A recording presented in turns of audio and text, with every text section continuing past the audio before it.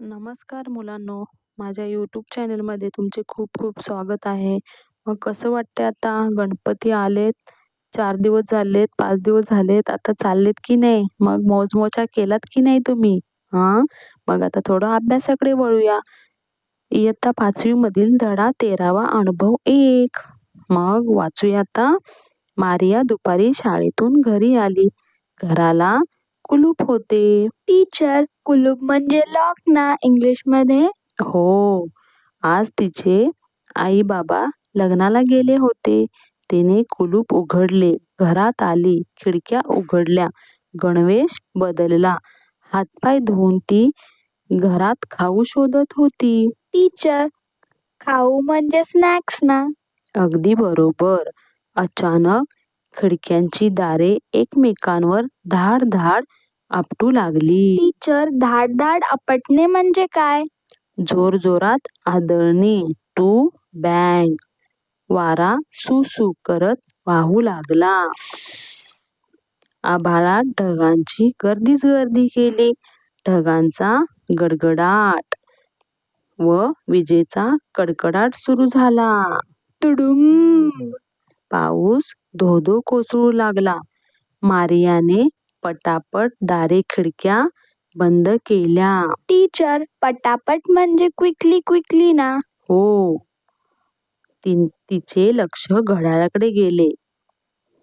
Teacher, घड्याळ म्हणजे clock ना? अगदी बरोबर. बराच उशीर झाला आहे असा विचार करतच ती जवळच्या खुर्चीत बसली. टीचर, खुर्ची म्हणजे चेअर? हो. हळूहळू तिला पावसाच्या कविता आठवू लागल्या.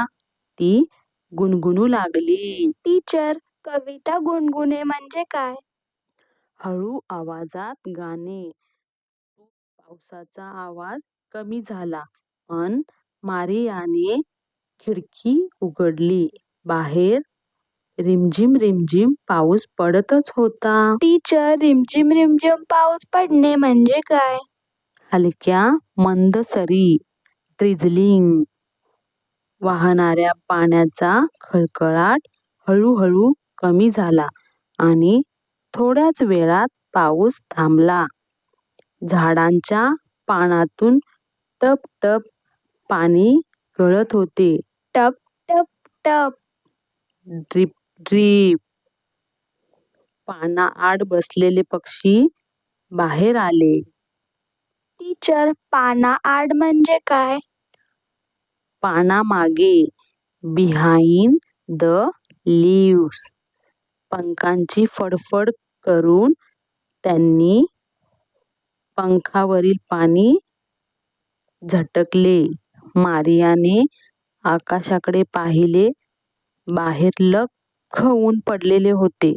सगळीकडे कसे स्वच्छ सुंदर वाटत होते. तेवढ्यात दारावरची बेल वाजली. Ding dong. Ding dong. हा, आई आली असे म्हणतच मारिया पळत पळत दाराकडे गेली.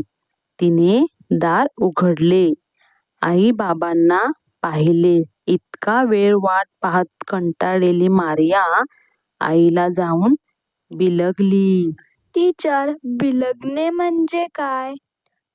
प्रेमाने मिठी मारणे. तिने तिला प्रेमाने जवळ घेतले. आता आपण ह्याचा स्वाध्याय पुढे पाहणार आहोत. तो तुम्ही समजून घ्या.